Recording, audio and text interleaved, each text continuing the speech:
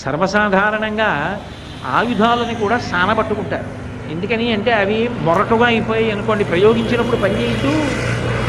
అందుకని వాటిని కూడా సానబట్టుకుంటారు. ఏదో ఇంట్లో కత్తులు చాకులు ఇటువంటివి సానబట్టుకుంటారు. సానబట్టుకోవడం ఎందుకు అంటే కూరగాయలు అవి తేలిగ్గా దొరుకుకోవడానికి అని నా ఉద్దేశం, అన్య ప్రయోజనాలకని కాదు.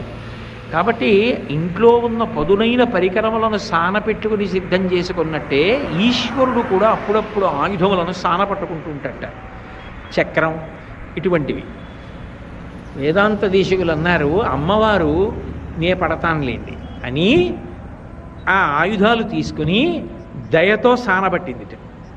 ఇప్పుడు దయతో సానబట్టింది కాబట్టి ఆ ఆయుధాలు వచ్చి తగిలినా మనం చెయ్యవు. అది తీసి ఆయన ప్రయోగిద్దాం అనుకున్నా ఆయనకి దయ కలుగుతుంది. తక్షాంతి సంవర్ధిని. ఆవిడ ఇక్కడ కూర్చుని ఓర్పు పట్టండి, ఓర్పు పట్టండి. మరి కలియుగం కదా,